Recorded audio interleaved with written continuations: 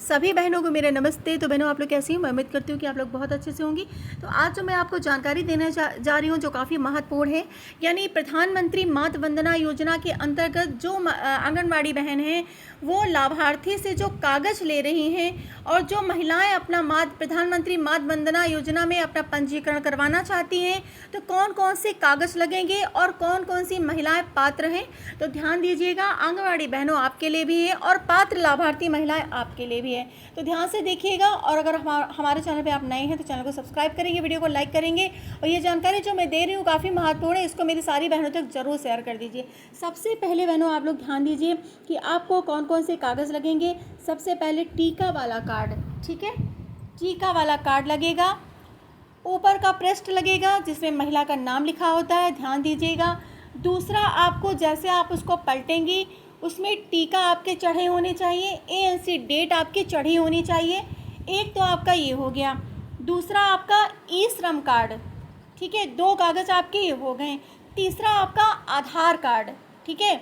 अब ये 3 कागज़ आपके हो गए। ये सिर्फ गर्भवती महिला के लिए मैं बता रही हूँ, जो पहली बार गर्भ धारण की हुई महिला है, ठीक है, या उसका बच्चा हो गया है, उसके लिए भी ये है। अब ध्यान दीजिए, 3 कागज़ आपके हो गए और आपको यहाँ पे आपका जो बैंक खाता है उसमें डीबीडी होनी चाहिए, डीबीडी की सुविधा होनी चाहिए, एनपीसीआई से जुड़ा होना चाहिए, ठीक है, आधार से आपका लिंक होना चाहिए, क्योंकि पैसे जो आएंगे खाते से हमारा मतलब नहीं है, मतलब हमारा आधार से है। आधार में बैंक खाते में डीबीटी और एनपीसीआई से जुड़ा होगा।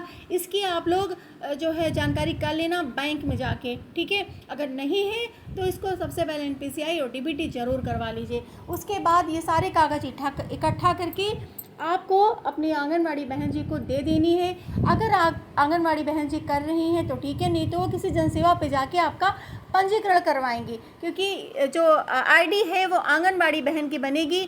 जनसेवा जाएंगी, अपनी आईडी देंगी, उसमें से ओटीपी आएगी, उसके बाद ही जनसेवा वाला आपका पंजीकरण कर पाएगा, ठीक है। दूसरा मैं आपको दिखाती हूँ कि अगर बच्चा आपका हो गया, पहला बच्चा आपका हो गया, 0 से 9 माह का बच्चा है, तो आपका पंजीकरण हो जाएगा, ठीक है। पंजीकरण होने के लिए आप यहाँ पे पात्र, अगर बच्चे ने आपको जन्म लिया है तो टीका नहीं लगेगा, और अगर बच्चा 3.5 माह का हो गया तो पूरे टीका लगेगी, यानी टीका की फ़ोटोकॉपी भी लगेगी। जो बच्चे की टीका कार्ड है उसकी फ़ोटोकॉपी भी लगेगी, महिला का ऊपर का पृष्ठ भी लगेगा, अंदर एएनसी डेट भी लगेगी, इसमें भी ई श्रम कार्ड और आधार कार्ड लगेगा, ठीक है। ये आप ध्यान दीजिए, कागज़ आपके हो गए। अब एमसीटीएस नंबर भी होना चाहिए। अब कहाँ पे एमसीटीएस नंबर? एमसीपी कार्ड में एमसीटीएस नंबर। चलिए यहाँ पे एमसीटीएस नंबर आपको दिखाते हैं। तो यहाँ पे आप एनम से एमसीटीएस नंबर डलवा लीजिएगा। यहाँ पे 12 अंकों का एमसीटीएस नंबर होता है, इसके बिना आपका पंजीकरण नहीं होगा, इसको भी आपको एनम से डलवाना है, ठीक है। ये इस तरह का कार्ड होगा और आपको अपना मोबाइल नंबर देना होगा, यानी जब आप जनसेवा पे जाएंगी तो सबसे पहले आपको टीका कार्ड देना है, उसके बाद ई श्रम कार्ड देना है, अपना आधार कार्ड देना है, आधार बैंक में आपकी डीबीटी एनपीसीआई होनी चाहिए, ठीक है, और बच्चे का टीका कार्ड, जितने बच्चे के टीका लगे उसकी भी फ़ोटोकॉपी और मोबाइल नंबर, ठीक है। समझ गए? ये आप पात्र लाभार्थी। अब फिर ध्यान दीजिए, अगर आप पहली बार गर्भधारण कर रही हैं उन महिलाओं के लिए है, और अगर आप दूसरी बार माँ बन चुकी हैं यानी कि बेटी है तो आपको 6,000 मिलेंगे। पहली बार माँ बन रही तो आपको 5,000 मिलेंगे। 2 किस्तों में आपका पैसा आएगा, ठीक है। तो आपके समझ में आ गया होगा। नहीं समझ में आया दोबारा मैं आपको बताती हूँ यहाँ से। अब ध्यान दीजिए कि आप एनपीसीआई जैसे आपने मान लीजिए पंजीकरण कराया है, ठीक है, तो यहाँ पे मैं आपको दिखाती हूँ जैसे इनका पंजीकरण हुआ, तो यहाँ पे आप देख लीजिए, यहाँ पे इनका पंजीकरण हुआ है फॉर्म, यहाँ पे मैं आपको दिखाती हूँ यहाँ पे।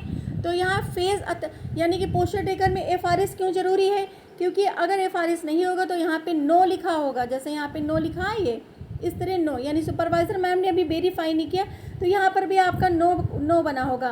तो एफआरएस आपको करवाना है, यानी face authentication done from UDI, यानी आधार से आपका फेस मैच कर रहा हो, ये भी आपका ज़रूरी है। इसके बिना आपका पंजीकरण नहीं, क्योंकि आपने आवेदन करवा लिया उसके बाद आपने छोड़ दिया, फिर आपका पैसा नहीं आएगा, आपको उसको चेक करना पड़ेगा स्टेटस, तभी आप पता चल पाएगा आपका आएगा कि नहीं आएगा।